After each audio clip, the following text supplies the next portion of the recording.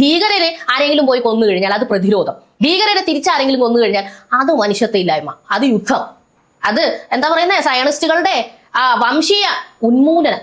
മനസ്സിലായില്ലേ? സയനിസ്റ്റുകളെ എന്തും ചെയ്യാം, ഇസ്രായേലരെ എന്തും ചെയ്യാം, ഇന്ത്യക്കകത്ത് വന്ന് ആരെ വേണമെങ്കിൽ പൊട്ടിക്കാം, എന്തു വേണമെങ്കിലും ചെയ്യാം, തിരിച്ചടിക്കാൻ പാടില്ല. 9 വയസ്സുള്ള കൊച്ചിനെ പഠിപ്പിക്കാതെ എങ്ങനെ കല്യാണം കഴിപ്പിച്ച് ഒരാണിന്റെ ലൈംഗിക അടിമയാക്കാം എന്ന് ചിന്തിക്കുന്ന ഇവരുടെ തലച്ചോറിന് എന്ത് പ്രായമുണ്ട്? ഇത് 2022 ജീവിക്കുന്ന മനുഷ്യരുടെ തലച്ചോറുമായിട്ടൊന്ന് താരതമ്യം ചെയ്തു നോക്കുക.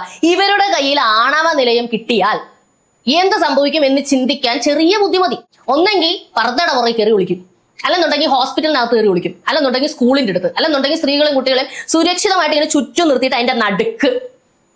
അപ്പോഴല്ലേ ഇങ്ങോട്ട് പോകുമ്പോഴും ഇവരൊക്കെ മരിച്ചു കഴിയുമ്പോൾ അയ്യോ സ്ത്രീകളെയും കുട്ടികളെയും കൊന്നു എന്ന് പറയാൻ പറ്റും. പുറകിൽ ഭീകരൻ ചത്തത് വലിയ വിഷയമാക്കാൻ പറ്റില്ല. മനസ്സിലായില്ലേ? ഭീകരനെ കൊല്ലുന്നു എന്ന പേരിൽ നിങ്ങൾ ആരെ കൊന്നു എന്ന് ചോദിച്ചുകൊണ്ട് ലാൽ ചൗക്കിലെ പോലെ ഇവിടുത്തെ കുറെ ഇടതുപക്ഷക്കാരെ പോലെ ആൾക്കാർ വരുമെന്നും അതിന്റെ പേരിൽ അതിന്റെ തണലിൽ പരാതങ്ങളെ പോലെ ഭീകരർക്ക് ഇങ്ങനെ വളരാമെന്നും ചരിത്രം തെളിയിച്ചിരിക്കുന്ന സംഗതിയാണ്. മോദി ഭരിക്കുന്നതിന് മുമ്പ് വരെ ഇന്ത്യയുടെ നയവും ഈ പറയുന്ന പഴം മുഴുങ്ങിയവന്മാരുടെ നയം തന്നെ ആയിരുന്നു. തിരിച്ചടിക്കാൻ പാടില്ല.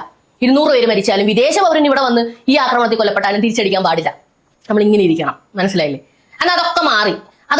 സൗദി അറേബ്യ അടക്കം അമേരിക്കയ്ക്കും ഇസ്രായേലിനും ഒക്കെ പിന്തുണ പ്രഖ്യാപിച്ചുകൊണ്ടാണ് രംഗത്ത് വന്നിരിക്കുന്നത്. അടിക്കിറാനെന്നാ പറഞ്ഞിരിക്കുന്നത്.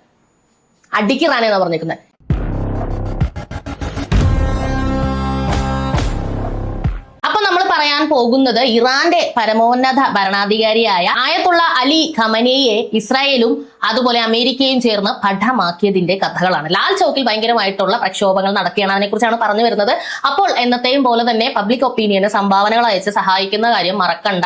വളരെ ശാരീരികമായിട്ടുള്ള ഒരു ഗുരുതരമായ ഒരു അവസ്ഥയിൽ നിന്നും ഇപ്പോൾ ഞാൻ എഴുന്നേറ്റ് വീഡിയോ ഒക്കെ ചെയ്യുന്ന ഒരു അവസ്ഥയിലേക്ക് മാറിയിട്ടുണ്ട്. പക്ഷെ അപ്പോഴെല്ലാം വർക്ക് ചെയ്യാൻ പറ്റാത്തത് കൊണ്ട് തന്നെ, അതുപോലെ ചികിത്സ ഉള്ളത് കൊണ്ടും പിന്നെ ദൈനംദിന കാര്യങ്ങളൊക്കെ ഉള്ളത് കൊണ്ട് വലിയ ബുദ്ധിമുട്ടിലായിരുന്നു. അത് ഞാൻ പോസ്റ്റ് ചെയ്ത് എന്റെ അപ്ഡേറ്റ്സ് നിങ്ങളെ അറിയിക്കുന്നുണ്ടായിരുന്നു. ഇപ്പോഴും ഞാൻ അതിൽ നിന്നും കരകയറിയിട്ടില്ല. സോ പറ്റുന്ന ആൾക്കാർക്ക് എല്ലാം പറ്റുന്ന പോലെ എന്നെ ഹെൽപ്പ് ചെയ്യാൻ പറ്റുവാണെന്നുണ്ടെങ്കിൽ അതെനിക്ക് വലിയ ഉപകാരമായിരുന്നു. എന്തായാലും ഇനി അങ്ങോട്ട് വീഡിയോസ് ഒക്കെ ചെയ്ത് നല്ല രീതിയിൽ നിങ്ങളുടെയൊക്കെ ഹെൽപ്പൊന്നും ഇല്ലാത്ത അല്ലെങ്കിൽ ഹെൽപ്പൊന്നും ആവശ്യമില്ലാത്ത ഒരു ഫിനാൻഷ്യൽ സ്റ്റേറ്റിലേക്ക് വളർന്നു വരാൻ സാധിക്കുമെന്ന ഒരു പ്രതീക്ഷയും കൂടി പങ്കുവയ്ക്കുകയാണ്. ഞാൻ മറ്റൊരു ചാനലും കൂടി റൺ ചെയ്യുന്നുണ്ട്. പോളി ന്യൂസ് എന്നാണ് അതിന്റെ പേര്. ഇവിടത്തെ പോലെ റിപ്പോർട്ടറിയും കാര്യങ്ങളൊന്നും അവിടെ ഇല്ല. അവിടെ ഞാൻ വീഡിയോസ് ചെയ്യുന്നുണ്ട്. അവിടെ കാണാൻ ആഗ്രഹമുള്ള ആൾക്കാരെ കണ്ടൊന്ന് പ്രോത്സാഹിപ്പിക്കുക. അപ്പൊ നമുക്ക് ആ പവനായി ശവമായ ആ കഥയിലേക്ക് വരാം. ലാൽ ചൗക്കിൽ ഭയങ്കരമായിട്ടുള്ള പ്രക്ഷോഭങ്ങൾ നടന്നുകൊണ്ടിരിക്കുകയാണ്.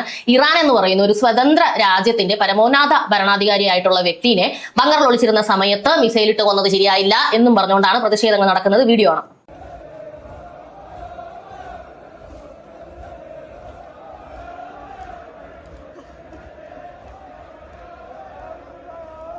കണ്ടോ എത്ര വലിയ മനുഷ്യനെയാണ് നിങ്ങൾ കൊന്നു കളഞ്ഞത്. ട്രംപേ, നെതന്യാഹുവേ, അദ്ദേഹം വളരെ വളരെ വലിയൊരു മനുഷ്യനായിരുന്നു കേട്ടോ. അദ്ദേഹത്തിന്റെ കാലത്ത്, അതായത് 2025 മാത്രം 1900 മനുഷ്യരാണ് വധശിക്ഷയ്ക്ക് വിധിക്കപ്പെട്ട് കൊന്നുകളഞ്ഞത്. വധശിക്ഷ ചെയ്ത് കളഞ്ഞത് ഇറാൻ ഭരണകൂടം. ഇദ്ദേഹത്തിന്റെ ചെയ്തികളെ പറ്റിയിട്ടൊക്കെ വളരെ വൃത്തിയായിട്ട് പറഞ്ഞു തരും. ഞാനൊരു ചെറിയ പാരഗ്രാഫ് വായിക്കാം. ഇറാനിലെ ജയിലുകളിൽ പ്രത്യേകിച്ച് രാഷ്ട്രീയ തടവുകാരായ സ്ത്രീകൾ നേരിട്ടിരുന്ന പീഡനങ്ങൾ അങ്ങേയറ്റം ഭയാനകമായിരുന്നുവെന്ന് വിവിധ മനുഷ്യാവകാശ സംഘടനകൾ റിപ്പോർട്ട് ചെയ്തിട്ടുണ്ട്. പ്രധാനമായും താഴെ പറയുന്ന രീതിയിലുള്ള ക്രൂരതകളാണ് അവിടെ നടന്നിരുന്നത്. ശാരീരിക പീഡനങ്ങൾ, തടവുകാരെ ചങ്ങലക്കിടുക, ക്രൂരമായി മർദ്ദിക്കുക, വൈദ്യുതി ആഘാതം ഏൽപ്പിക്കുക തുടങ്ങിയവ പതിവായിരുന്നു. പ്രശസ്തമായ എവിൻ ജയിലിലെ പീഡനങ്ങളെ കുറിച്ച് ആംനസ്റ്റി ഇന്റർനാഷണൽ പുറത്തുവിട്ട വീഡിയോകൾ ഇതിന് തെളിവാണ്. ലൈംഗിക അതിക്രമങ്ങൾ, പ്രതിഷേധങ്ങളിൽ പങ്കെടുത്ത സ്ത്രീകൾക്കെതിരെ ലൈംഗിക അതിക്രമങ്ങൾ ഒരു ശിക്ഷാമാർഗമായി ഉപയോഗിച്ചിരുന്നു. കന്യകളായ പെൺകുട്ടികളെ വധശിക്ഷയ്ക്ക് വിധിക്കുന്നതിന് മുൻപ് നിർബന്ധിത വിവാഹം കഴിച്ചതായി കാണിച്ച് പീഡിപ്പിക്കുന്ന രീതിയെക്കുറിച്ച് CNN നടത്തിയ അന്വേഷണ റിപ്പോർട്ടിൽ സൂചിപ്പിക്കുന്നുണ്ട്.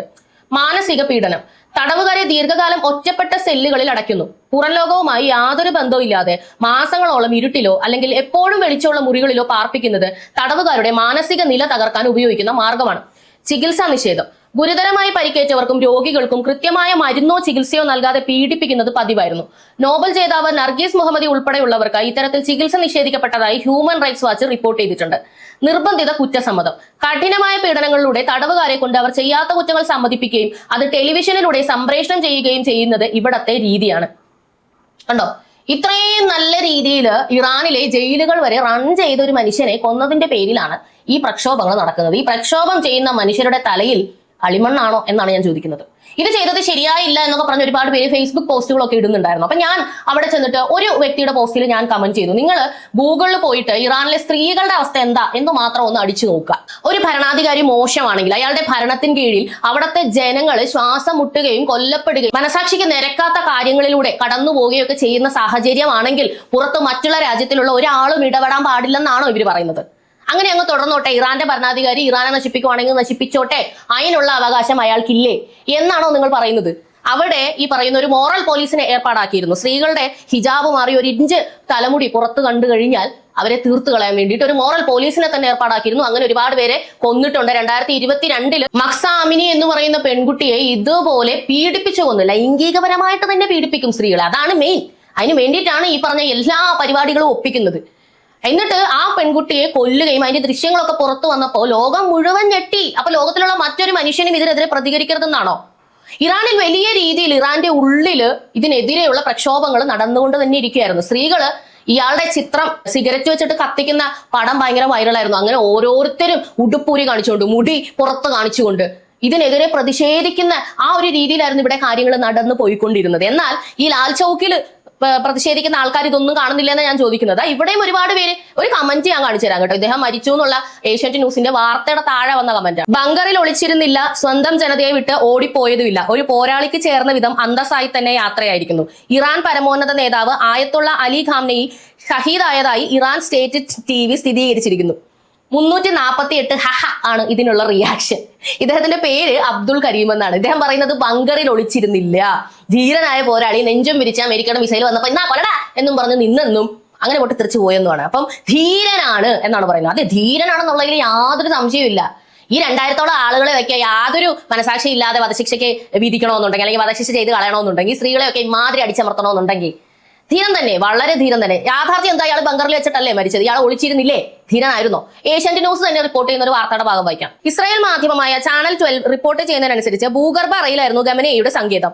എന്നാൽ രഹസ്യ സങ്കേതങ്ങൾ ഇന്റലിജൻസ് വിഭാഗം സങ്കേതം കണ്ടെത്തി. ആക്രമണ സമയം ഖമനേയി തന്റെ നിയുക്ത കർത്തവ്യങ്ങൾ നിർവഹിക്കുകയായിരുന്നെന്നും ആക്രമണങ്ങൾ ആരംഭിക്കുന്നതിന് തൊട്ടു മുമ്പ് തന്റെ സഹായി അംലി Shamkhani, supreme national security council secretary Ali Larijani എന്നിവരുമായി കൂടിക്കാഴ്ച നടത്തിയതായും റിപ്പോർട്ടുണ്ട്. ഇസ്രായേലി വ്യോമാക്രമണത്തിൽ ഷംഖാനിയും കൊല്ലപ്പെട്ടു. എവിടെയായിരുന്നു എന്നാ പറയുന്നത്? ഭൂഗർഭ അറ. ഭൂഗർഭ അറ എന്ന് പറഞ്ഞാൽ അതിനെയാണ് നമ്മൾ ബങ്കർ എന്ന് വിളിക്കുന്നത്. അപ്പൊ ബങ്കറിൽ ഒളിച്ചിരിക്കാത്ത ധീരനായ വ്യക്തിയൊന്നും ആയിരുന്നില്ല, ബങ്കറിൽ തന്നെ ആയിരുന്നു. കെട്ടിടം പൊളിഞ്ഞു കയ്യിൽ നിന്ന് പോയി നിറഞ്ഞപ്പോഴേ ബങ്കറിൽ കയറി ഒളിച്ചു. ഇത് ഇയാളുടെ മാത്രം കാര്യമല്ല, ഇവരൊക്കെ വലിയ സംഭവമാണെന്നും പറഞ്ഞുകൊണ്ട് ഇപ്പോഴും പറഞ്ഞുകൊണ്ട് നടക്കുന്ന എല്ലാവരും ഇത് തന്നെയാണ്. ഒന്നെങ്കിൽ പർദ്ദയുടെ പുറകെ കയറി ഒളിക്കും, അല്ലെന്നുണ്ടെങ്കിൽ ഹോസ്പിറ്റലിനകത്ത് കയറി ഒളിക്കും, അല്ലെന്നുണ്ടെങ്കിൽ സ്കൂളിന്റെ അടുത്ത്, അല്ലെന്നുണ്ടെങ്കിൽ സ്ത്രീകളും കുട്ടികളെയും സുരക്ഷിതമായിട്ട് ഇങ്ങനെ ചുറ്റും നിർത്തിയിട്ട് അതിന്റെ നടുക്ക്. അപ്പോഴല്ലേ ഇങ്ങോട്ട് പോകുമ്പോഴും ഇവരൊക്കെ മരിച്ചു കഴിയുമ്പോ അയ്യോ സ്ത്രീകളെയും കുട്ടികളെയും കൊന്നു എന്ന് പറയാൻ പറ്റും. പുറകിൽ ഭീകരൻ ചത്തത് വലിയ വിഷയമാക്കാൻ പറ്റില്ല, മനസ്സിലായില്ലേ? ഭീകരനെ കൊല്ലുന്നു എന്ന പേരിൽ നിങ്ങൾ ആരെ കൊന്നു എന്ന് ചോദിച്ചുകൊണ്ട് ലാൽ ചൗക്കിലെ പോലെ ഇവിടുത്തെ കുറെ ഇടതുപക്ഷക്കാരെ പോലെ ആൾക്കാർ വരുമെന്നും അതിന്റെ പേരിൽ അതിന്റെ തണലിൽ പരാതങ്ങളെ പോലെ ഭീകരർക്ക് ഇങ്ങനെ വളരാമെന്നും ചരിത്രം തെളിയിച്ചിരിക്കുന്ന സംഗതിയാണ്.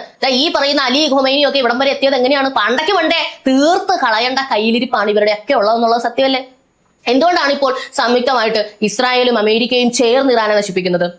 ഇറാന്റെ ആണവായുധ നിർമ്മാണമാണ് പ്രശ്നം. അപ്പൊ ഇറാൻ എന്ന് പറയുന്ന ഒരു രാജ്യം ആണവായുധങ്ങൾ ഉണ്ടാക്കിക്കോട്ടെ, അതിപ്പോ എന്താ പ്രശ്നം എന്നാണോ നിങ്ങൾ പറയുന്നത്? അവിടുത്തെ സ്വന്തം പൗരന്മാർക്ക് ജീവിക്കാൻ മേലെ ഇവരെ കൊണ്ട്.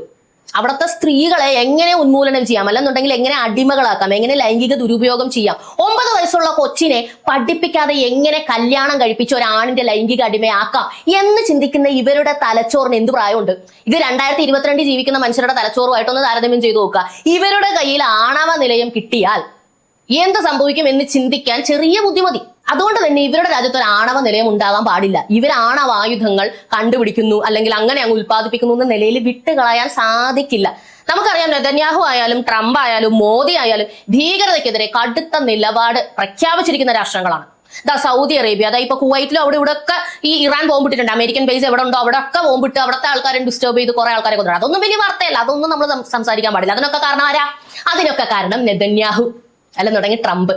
കാരണം ഇവരെ അടിക്കുമ്പം അത് പ്രതിരോധമായി മാറും, മനസ്സിലായില്ലേ? ഭീകരരെ ആരെങ്കിലും പോയി കൊന്നു കഴിഞ്ഞാൽ അത് പ്രതിരോധം, ഭീകരരെ തിരിച്ചാരെങ്കിലും കൊന്നു കഴിഞ്ഞാൽ അത് മനുഷ്യത്വമില്ലായ്മ, അത് യുദ്ധം, അത് എന്താ പറയുന്നത് സയനിസ്റ്റുകളുടെ വംശീയ ഉന്മൂലനം, മനസ്സിലായില്ലേ? സയനിസ്റ്റുകളെ എന്തും ചെയ്യാം, ഇസ്രായേലരെ എന്തും ചെയ്യാം, ഇന്ത്യക്കകത്ത് വന്ന് ആരെ വേണമെങ്കിലും പൊട്ടിക്കാം, എന്തു വേണമെങ്കിലും ചെയ്യാം, തിരിച്ചടിക്കാൻ പാടില്ല. മോദി ഭരിക്കുന്നതിന് മുമ്പ് വരെ ഇന്ത്യയുടെ നയവും ഈ പറയുന്ന പഴം മുഴുങ്ങിയവന്മാരുടെ നയം തന്നെ ആയിരുന്നു. തിരിച്ചടിക്കാൻ പാടില്ല. 200 പേര് മരിച്ചാലും വിദേശ പൗരൻ ഇവിടെ വന്ന് ഈ ആക്രമണത്തിൽ കൊല്ലപ്പെട്ടാലും തിരിച്ചടിക്കാൻ പാടില്ല. നമ്മൾ ഇങ്ങനെ ഇരിക്കണം. മനസ്സിലായില്ലേ? എന്നാൽ അതൊക്കെ മാറി. സൗദി അറേബ്യ അടക്കം അമേരിക്കയ്ക്കും ഇസ്രായേലിനും ഒക്കെ പിന്തുണ പ്രഖ്യാപിച്ചുകൊണ്ടാണ് രംഗത്ത് വന്നിരിക്കുന്നത്. അടിക്കിറാനെന്നാ പറഞ്ഞിരിക്കുന്നത്. ഇറാനിലുള്ള ഇന്ത്യക്കാരോടെല്ലാം തിരിച്ചു പോയിക്കോ, നിങ്ങൾ സുരക്ഷിതമായിട്ടുള്ള സമയത്തേക്ക് മാറിക്കോ, സ്ഥലത്തേക്ക് മാറിക്കോ എന്ന് പറഞ്ഞിട്ടുണ്ട്. എന്തുകൊണ്ടാണെന്ന് അറിയാമോ? ഇത് ഈ രാഷ്ട്രത്തെ തീർക്കാനുള്ള, അല്ലെന്നുണ്ടെങ്കിൽ ഈ ആയത്തുള്ള ടീമിന്റെ കയ്യിൽ നിന്നും ഭരണം ഇങ്ങോട്ട് പറിച്ചെടുക്കാനുള്ള യുദ്ധമാണെന്ന് ഉറപ്പിച്ച് തന്നെയാണ് നെതന്യാഹുവും ട്രംപും ഈ പരിപാടിക്ക് ഇറങ്ങിയിരിക്കുന്നത്. ട്രംപ് ഇന്നലെ വളരെ വ്യക്തമായിട്ട് പറഞ്ഞു, സുരക്ഷിതമായിരിക്കേണ്ടവരിയ്ക്കുക, എല്ലായിടത്തും പോകുമ്പോഴും രക്ഷപ്പെട്ട് പോകേണ്ടവർ പോവുക. ഈ പറയുന്ന അലി ഖുമൈനി തീർന്നു, അയാളെ ഞങ്ങൾ തീർക്കും, അതാണ് പറഞ്ഞത്. അതുപോലെ തന്നെ ചെയ്യുകയും ചെയ്തു. ആരെങ്കിലും ഒക്കെ വേണ്ടെന്ന് ഞാൻ ചോദിക്കുന്നത്. ഇവിടുത്തെ കേരള പോലീസ് ഈ എന്തെങ്കിലും കണ്ടു കഴിഞ്ഞാൽ നമുക്കെന്നാ എന്നും പറഞ്ഞിരിക്കുന്ന പോലെ ലോകത്ത് എല്ലാവരും ഇരിക്കണമെന്ന് പറഞ്ഞാൽ അത് നടക്കുന്ന കാര്യമല്ല. ഈ താലിബാൻ ആയാലും ഈ പാകിസ്ഥാൻ ആയാലും ഇവരൊക്കെ എവിടെയെങ്കിലും ചെന്ന് എന്തെങ്കിലും പൊട്ടിക്കുമ്പോൾ നിങ്ങൾ എന്തിനായോ പറയുന്നത്? അവർക്ക് ബുദ്ധിയില്ല. അവര് ഇങ്ങനെ ഈ മതപരമായിട്ട് അവരങ്ങനെ വളർന്നവരാ, മന്ദബുദ്ധികളാണ്. അതുകൊണ്ട് അവരെ നമ്മൾ തഴുകി കൊടുക്കണം. അവരെവിടെയും പോയി പൊട്ടിച്ചോട്ടെ. അതുകൊണ്ട് അവരെ തീർത്ത് കളയാൻ പാടില്ല. തീർത്ത് കളഞ്ഞാൽ എങ്ങനെ ശരിയാവും? സത്യത്തിൽ ഇവിടെ ഭീകരത ഇല്ലാതാക്കിയാൽ ഏറ്റവും കൂടുതൽ നഷ്ടം സംഭവിക്കുന്നത് ഇങ്ങനെ ഈ ലാൽ ചൗക്കിലും അതുപോലെ ഫേസ്ബുക്കിലും അതുപോലെ പത്രങ്ങളിലും ഒക്കെ കുരച്ചുകൊണ്ട് നടക്കുന്ന കുറെ സാംസ്കാരിക നായകർക്കാണ്. അവരുടെ ചോറായത്. ഈ പറയുന്ന പോലെ മതത്തിന്റെ പേരും പറഞ്ഞ് ഒന്നെങ്കിൽ മറ്റു മതക്കാരെ ഉപദ്രവിക്കുക, അവര് ചത്ത് തീർന്നു കഴിയുമ്പോൾ സ്വന്തമായിട്ട് ഉപദ്രവിക്കുക, അങ്ങോട്ടും ഇങ്ങോട്ടും മതത്തിന്റെ ഉള്ളിൽ തന്നെ ജാതി പറഞ്ഞിട്ട് ഷിയ സുന്നി എന്ന് പറഞ്ഞ് അങ്ങോട്ടും ഇങ്ങോട്ടും അടിക്കുക. ഇനി അതൊന്നും നടന്നില്ലെന്നുണ്ടെങ്കിൽ സ്വന്തമായിട്ട് സ്വന്തം വീട്ടിലടിക്കുക. ഇതൊന്നും ഒക്കെ നടന്നില്ല, ഒറ്റക്കാണെന്നുണ്ടെങ്കിൽ സ്വന്തം കഴുത്ത് മുറിക്കുക. ഇങ്ങനെ ഒരു രീതിയിലും മറ്റു മനുഷ്യനെ ജീവിക്കാൻ സമ്മതിക്കില്ല. ഇങ്ങനെയുള്ള ആൾക്കാരെ വളർത്തണമെന്നാണ് പറയുന്നത്. പാലസ്തീനിലെ യുദ്ധം തീർന്നാൽ ഇവര് പട്ടിണിയായി പോകും. മനസ്സിലായില്ലേ? ഇപ്പൊ ഈ യുദ്ധം തീർന്നാൽ പട്ടിണിയായി പോകും. യുദ്ധം വേണ്ടെന്നാ പറയുന്നത്. യുദ്ധം വേണ്ടെന്ന് പറയുന്നത് ആരാ? വീട്ടിൽ പുതച്ചു മൂടി സുഖമായിരുന്ന് TV-യിൽ ഈ വാർത്ത കാണുന്നവൻ അല്ലേ? നിങ്ങളുടെ വീട്ടിലേക്ക് ഏതെങ്കിലും ഭീകരം വന്നിട്ട് ഇറങ്ങണ പട്ടി, ഇനി പോലെ ഞാൻ ഇവിടെ താമസിക്കും, നീ നിന്റെ വീട്ടുകാരും പെരുവഴി കിടക്കും എന്ന് പറഞ്ഞു കഴിഞ്ഞാൽ യുദ്ധം വേണ്ട, ശരി ഓംബ്രാന്നും പറഞ്ഞ് നിങ്ങൾ ഇറങ്ങി പോകുമോ? അപ്പൊ അതിർത്തിയിൽ ഒരുപാട് പേര് കാവൽ നിന്നത് കൊണ്ടും അവരുടെ ഭാര്യമാരൊക്കെ വിധവമാരായിട്ട് ജീവിക്കാൻ തയ്യാറായതുകൊണ്ടുമാണ് നിങ്ങളൊക്കെ സുഖമായിട്ട് പുതപ്പിന്റെ അടി കിടന്ന് ഇങ്ങനെ റിമോട്ടിൽ ചാനൽ മാറ്റി കളിച്ചുകൊണ്ട് ഡയലോഗ് അടിക്കാൻ പറ്റുന്നത്. അപ്പൊ യുദ്ധം ചെയ്യുന്നില്ലെങ്കിലും യുദ്ധം എന്തിനു വേണ്ടിയുള്ളതാണെന്ന് മനസ്സിലാക്കുക, മനുഷ്യന്റെ ഒപ്പം നിൽക്കുക. 2026 ലിബറലായിട്ട് ചിന്തിക്കുന്ന മനുഷ്യരുടെ ഒപ്പം നിന്ന് മനുഷ്യര് ജീവിക്കട്ടെ, മനുഷ്യര് സന്തോഷിക്കട്ടെ, സ്വാതന്ത്ര്യം എപ്പോഴും മനുഷ്യന് ലഭിക്കട്ടെ, മനുഷ്യൻ വളരട്ടെ എന്നൊക്കെ ചിന്തിക്കുന്ന ഭരണകൂടത്തിനൊപ്പം നിൽക്കുക. കാരണം ജീവിക്കാനാണ് ജീവൻ തന്നു വിട്ടിരിക്കുന്നത് അല്ലെ? മറ്റുള്ളവരുടെ ജീവിക്കാനുള്ള അവകാശത്തെ നഷ്ടപ്പെടുത്താനും സ്വയം ജീവിക്കാതിരിക്കാനും അല്ല. ഇനി കുഴിയാണ് വരുന്നതെന്ന് വിചാരിക്കുന്ന ആളുകളെല്ലാം ദയവ് ചെയ്ത് ഇപ്പൊ തന്നെ കുഴിയിലേക്ക് പോവുക. ബാക്കി ഭൂമിയാണ് വരുന്നതെന്ന് വിചാരിക്കുന്ന ആൾക്കാർ ഭൂമി ജീവിക്കട്ടെ. ഓക്കെ, തുടർന്ന് കാണുക പബ്ലിക് ഒപ്പീനിയൻ.